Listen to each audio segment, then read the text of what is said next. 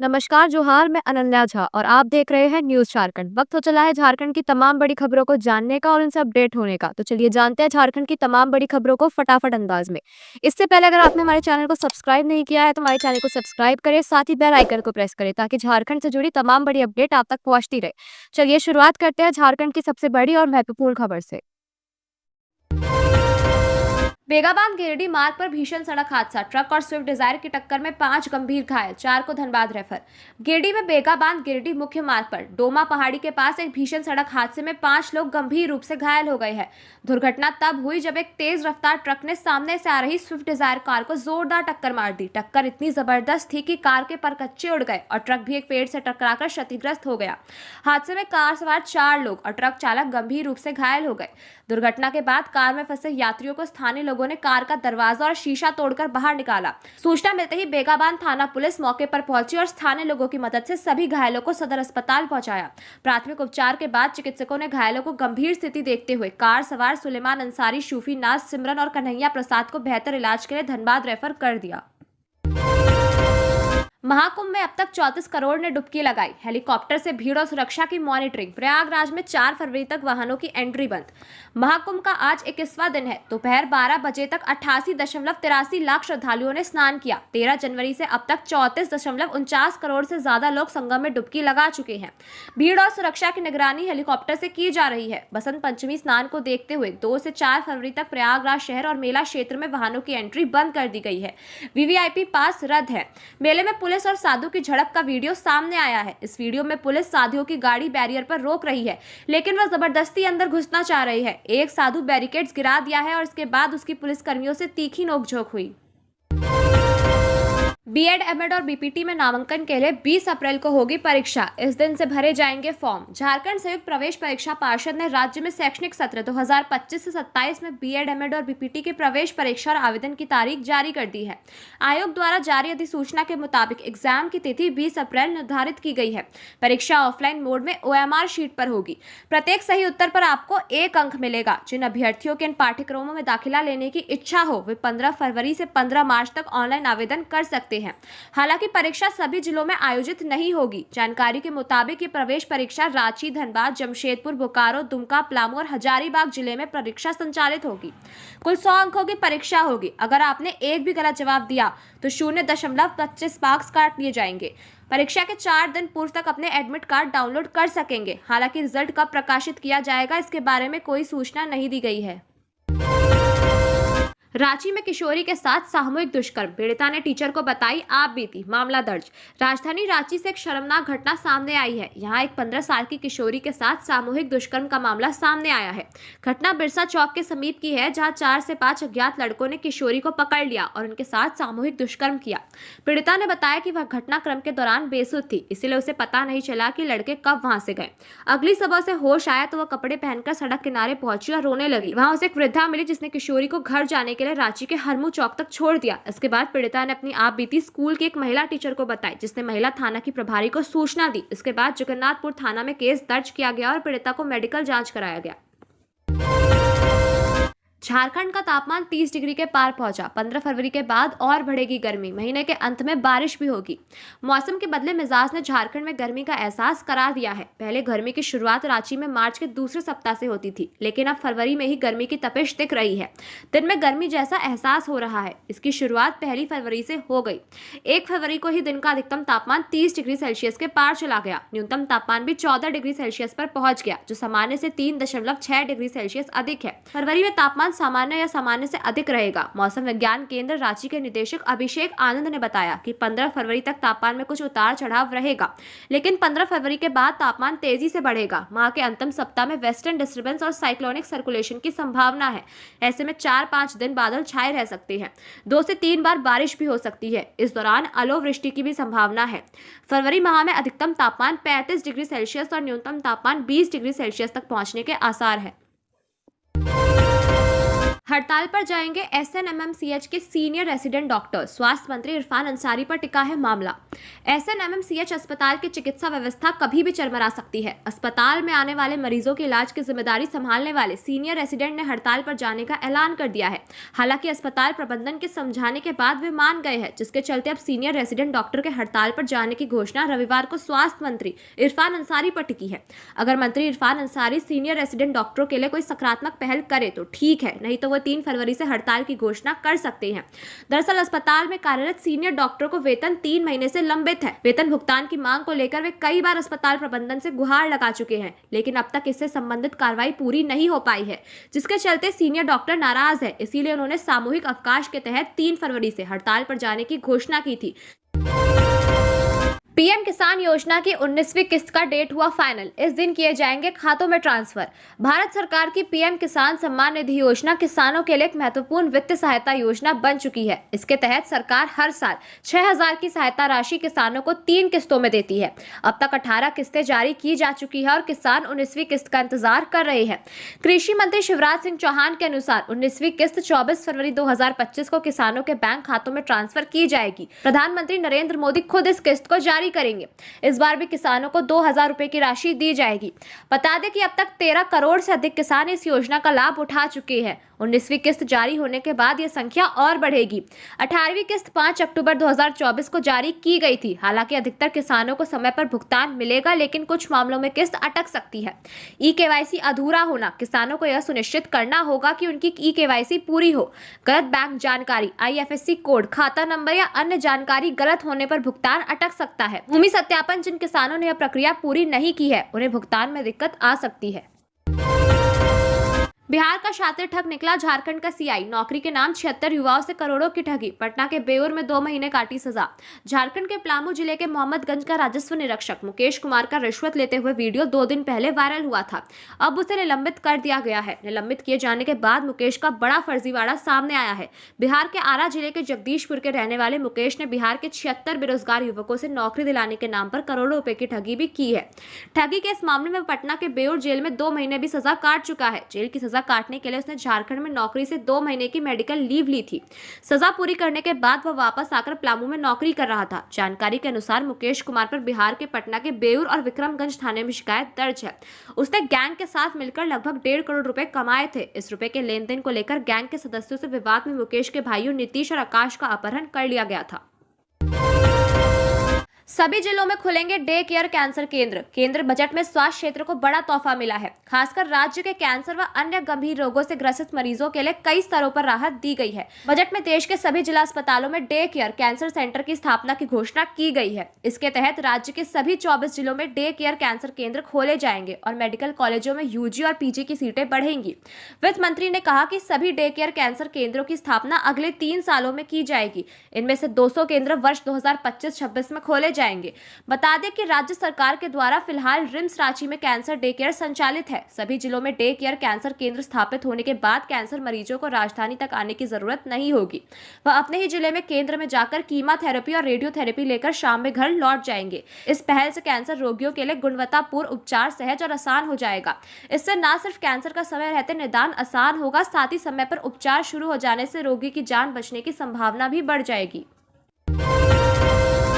चतरा में नक्सलियों ने समाज सेवी को किडनैप कर की हत्या, शव को जंगल में फेंका। चतरा जिले के टंडवा थाना क्षेत्र के लंगवा गांव में नक्सलियों ने समाज सेवी विष्णु साव का अपहरण कर उनकी हत्या कर दी। मिली जानकारी के अनुसार शनिवार सुबह विष्णु साव मवेशी लेकर जंगल जा रहा था, तभी 4 से 5 हथियारबंद नक्सलियों ने रोक लिया और अपहरण कर लिया।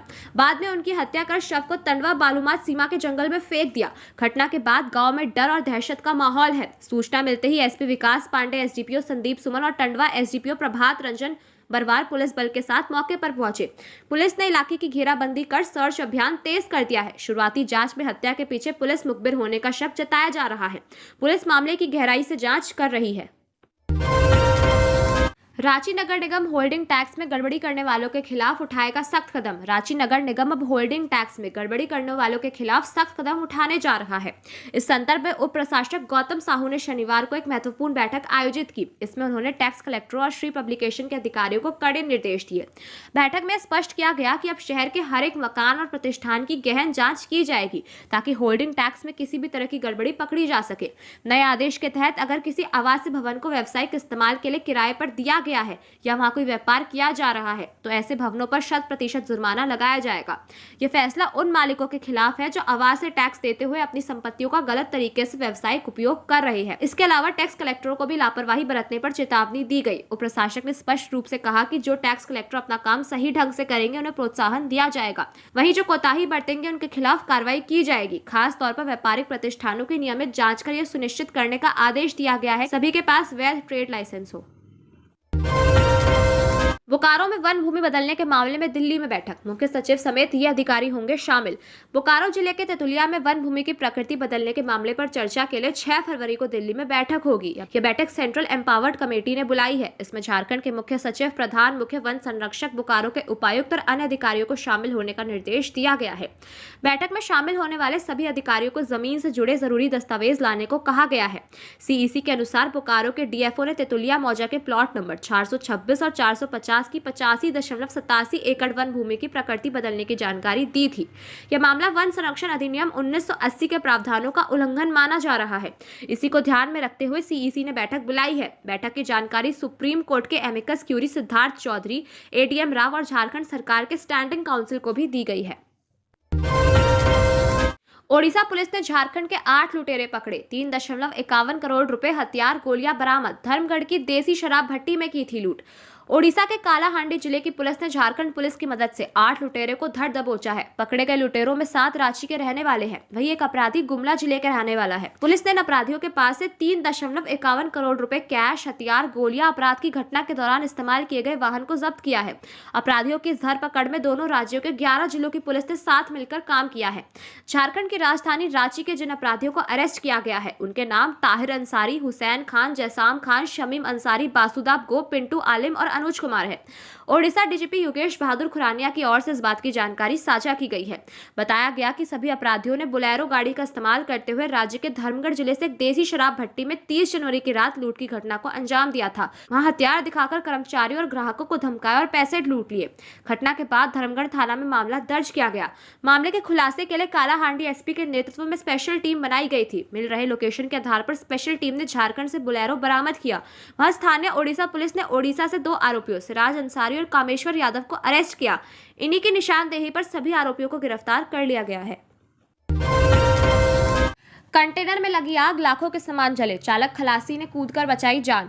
गोविंदपुर थाना क्षेत्र के गहिरा स्थित NH-19 के कोलकाता लेन पर शनिवार की देर रात करीब 1 बजे कंटेनर में शॉर्ट सर्किट से आग लग गई। इससे कंटेनर का इंजन और उस पर लदे लाखों का सामान जल गया। चालक अरखान अली व खलासी रिजवान अली गाड़ी से कूदकर अपनी जान बचाई। दोनों मामूली रूप से जख्मी हो गए। कंटेनर दिल्ली से अमेजॉन कंपनी का सामान लेकर कोलकाता जा रहा था। घटना के बाद कंटेनर चालक ने सूचना गोविंदपुर पुलिस को दी। सूचना पाकर गोविंदपुर थाना के SI दिनेश कुमार मेहता, प्रमोद कुमार मिश्रा, सनी राजेंद्र राम दलबल के साथ घटनास्थल पहुंचे और अग्निशमन विभाग को सूचना दी। कुछ देर बाद 2 दमकल घटनास्थल पहुंचा। काफी मशक्कत के बाद दमकलों ने आग बुझाई। तब तक कंटेनर का इंजन व उस पर सदा सामान जल चुका था। कंटेनर चालक अरखान अली ने बताया कि दिल्ली में अमेजॉन कंपनी का सामान लेकर कोलकाता जा रहे थे। गोविंदपुर के पास इंजन में शॉर्ट सर्किट से आग लग गई। कुछ ही देर में कैबिन पर आग की तेज लपटें उठने लगी। चालक व खलासी ने गाड़ी से कूदकर अपनी जान बचाई। चालक व खलासी कानपुर देहात के रहने वाले हैं। गोविंदपुर पुलिस ने कंटेनर को अपने कब्जे में ले लिया है। बोकारो में आयोजित हुआ हाफ मैराथन, 5000 से अधिक धावकों ने किया भाग। बोकारो स्टील द्वारा आयोजित हाफ मैराथन में 5000 से अधिक धावकों ने भाग लिया, जिसमें विदेशी धावक भी शामिल थे। यह मैराथन बोकारो स्टील प्रबंधन द्वारा पिछले कुछ वर्षों से राष्ट्रीय मानक के तहत आयोजित की जा रही है। इस बार की शुरुआत बोकारो के मोहन कुमार मंगलम स्टेडियम से हुई और इसे विभिन्न आयु वर्ग और श्रेणियों के प्रतिभागियों ने दौड़ में हिस्सा लिया। बोकारो स्टील प्रबंधन ने इसे हाफ मैराथन के आयोजन के लिए व्यापक तैयारी की थी। इस दौरान शहर के कई प्रमुख मार्गों को सुबह 6 बजे बजे से 11 बजे तक बंद कर दिया गया था। मैराथन में बच्चे, बुजुर्ग और युवा सभी ने अपनी भागीदारी दर्ज कराई और दिव्यांगों के लिए भी अलग से दौड़ का आयोजन किया गया। इस हाफ मैराथन में 20 किलोमीटर, 10 किलोमीटर और 5 किलोमीटर की दौड़ आयोजित की गई, जिसमें देश और विदेश से आए हुए प्रतिभागियों ने हिस्सा लिया। मैराथन में उत्कृष्ट प्रदर्शन के लिए धावकों को आर्थिक पुरस्कार भी दिए जाएंगे। केंद्रीय बजट ऐतिहासिक, सभी वर्गों का रखा गया ख्याल। संजय जायसवाल। भाजपा प्रदेश कार्य समिति सदस्य संजय कुमार जायसवाल ने आम बजट पर प्रतिक्रिया व्यक्त करते हुए कहा कि बजट में युवा, किसान, मिडिल क्लास पर खास ध्यान में रखकर लाया गया है। महिला, अनुसूचित जाति और जनजाति के उद्यमों के लिए विशेष पैकेज, गरीब किसान और मध्य वर्ग को राहत वाला बजट है। स्टार्टअप के लिए 20 करोड़ रुपए तक का लोन दिए जाने, टैक्स पेयर्स के लिए 12 लाख तक का छूट आम आदमी को राहत देगा। वित्त मंत्री ने बजट में सभी वर्गों का ख्याल रखा है। यह ऐतिहासिक बजट है। विकसित भारत का संकल्प पूरे करने में मदद मिलेगी। नौकरी पेशा सहित अन्य वर्गों को टैक्स में दी गई 12 लाख तक की छूट से बड़ी मदद मिलेगी। गुइलेन-बैरे सिंड्रोम से पीड़ित बच्ची को रिम्स किया shift. High flow nasal oxygen support से चल रहा है इलाज। गुइलेन-बैरे सिंड्रोम बीमारी से जूझ रही 5.5 साल की बच्ची को रांची के एक निजी अस्पताल रिम्स में शिफ्ट कर दिया गया है। रांची के बूटी मोड़ के पास एक निजी अस्पताल में उसे भर्ती कराया गया है, जहां चिकित्सकों ने गुइलेन-बैरे सिंड्रोम की पहचान की थी, जिसके बाद से बच्ची का इसी अस्पताल में इलाज चल रहा था।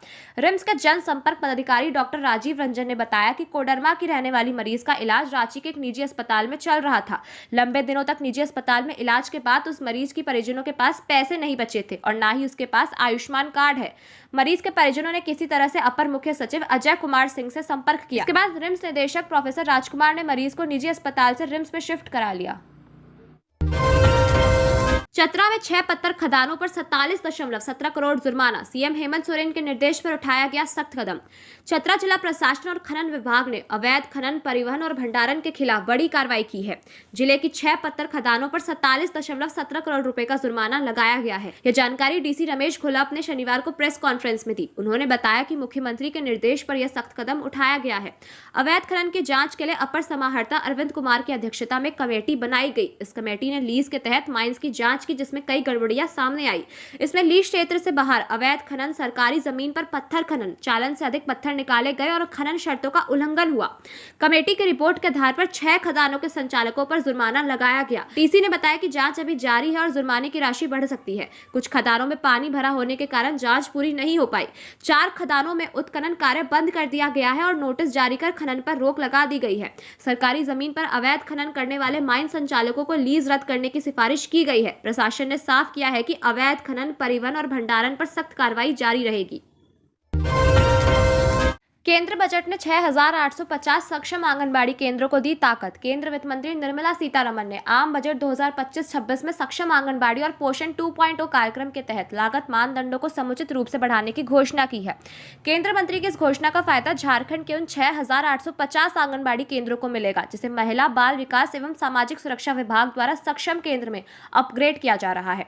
वर्तमान में राज्य में 38,432 आंगनबाड़ी केंद्र कार्यरत है। समाज कल्याण निदेशक किरण पासी ने कहा कि राज्य सरकार का विजन सभी आंगनबाड़ी केंद्रों को सक्षम और स्मार्ट बनाने पर है। फिलहाल जब 6,850 केंद्र पूरी तरह से सक्षम आंगनबाड़ी केंद्रों में अपग्रेड हो जाएंगे, तो केंद्र बजट में की गई घोषणा का लाभ इन्हें मिलेगा। सिंदरी के ठेकेदार की अशरफी अस्पताल में मौत, पैर के ऑपरेशन के बाद मिलनी थी छुट्टी, परिजनों ने लापरवाही का लगाया आरोप, किया हंगामा। धनबाद के अशरफी अस्पताल में एक बार फिर लापरवाही का गंभीर मामला सामने आया है। सड़क दुर्घटना में घायल सिंदरी निवासी दिलीप कुमार मंडल की पैर के ऑपरेशन के बाद मौत हो गई। आज उनको छुट्टी मिलनी थी, लेकिन देर रात अस्पताल प्रशासन ने परिजनों की मौत की सूचना दी। जानकारी के मुताबिक एक प्राइवेट फैक्ट्री में ठेकेदारी का काम करने वाले दिलीप की मौत पर परिजनों ने अस्पताल प्रबंधन पर गंभीर लापरवाही का आरोप लगाया है। गुस्साए परिजनों ने अस्पताल परिसर में तोड़फोड़ कर जमकर हंगामा किया। सूचना पर पहुंची धनबाद थाना पुलिस ने स्थिति को नियंत्रण किया। परिजनों ने अस्पताल प्रशासन के खिलाफ कार्रवाई की मांग की है। पुलिस मामले की जांच कर रही है। अस्पताल प्रशासन की तरफ से अभी तक कोई आधिकारिक बयान नहीं आया है। उल्लेखनीय है कि यह अस्पताल पहले भी विवादों में रहा है और यहां आए दिन किसी न किसी मामले को लेकर हंगामा होता रहता है। मनरेगा वेंडरों पर कसेगा नकेल, सामग्री मद की राशि सीधे लाभुक के खाते में भेजने की तैयारी। मनरेगा योजना अंतर्गत सामग्री मद की राशि सीधे लाभुकों के खाते में भेजे जाने पर विचार चल रहा है। ग्रामीण विकास मंत्री दीपिका पांडे सिंह के निर्देश पर विभाग के अफसर इस पर एक विस्तृत एसओपी तैयार करने में लगे हुए हैं। वर्तमान में मनरेगा की विभिन्न योजनाओं के क्रियान्वयन में सामग्री मद की राशि संबंधित वेंडर के बैंक खातों में हस्तांतरित की जाती थी, परंतु क्षेत्र स्तर पर वेंडरों के विरुद्ध कई प्रकार की शिकायतें प्राप्त हो रही है। सामग्री मद की राशि से सामग्री खरीद में भी गड़बड़ी किए जाने की लगातार सूचना मिल रही है। पूरे मामले को ग्रामीण विकास मंत्री के समक्ष भी लाया गया था। मंत्री के निर्देश पर अब सामग्री मद की राशि सीधे लाभुक को ही देने पर मंथन चल रहा है। दिल्ली के चिरेगा कर्मी की जामताड़ा में दर्दनाक मौत। हाईवे पर अज्ञात वाहन ने स्कूटी को मारी टक्कर, हेलमेट नहीं पहना था। जामताड़ा में दर्दनाक सड़क हादसे में चितरंजन लोकोमोटिव वर्क्स के कर्मचारी सागर पोड्डार की मौत हो गई। यह घटना जामताड़ा 419 हाईवे पर मिहिजाम थाना क्षेत्र के कुर्मीपाड़ा के पास हुई। दिल्ली निवासी सागर पोड्डार स्कूटी से जा रहे थे, तभी एक अज्ञात वाहन ने उन्हें टक्कर मार दी। दुर्घटना के समय वह हेलमेट नहीं पहने थे, जिससे उनके सर में गंभीर चोट लगी। स्थानीय लोगों ने तुरंत उन्हें नजदीकी अस्पताल पहुंचाया, जहां चिकित्सकों ने उन्हें मृत घोषित कर दिया। घटना की सूचना मिलते ही मौके पर पुलिस पहुंची और शव का पंचनामा कर पोस्टमार्टम के लिए जामताड़ा भेज दिया। पुलिस मामले की जांच कर रही है और फरार वाहन की तलाश में जुटी है।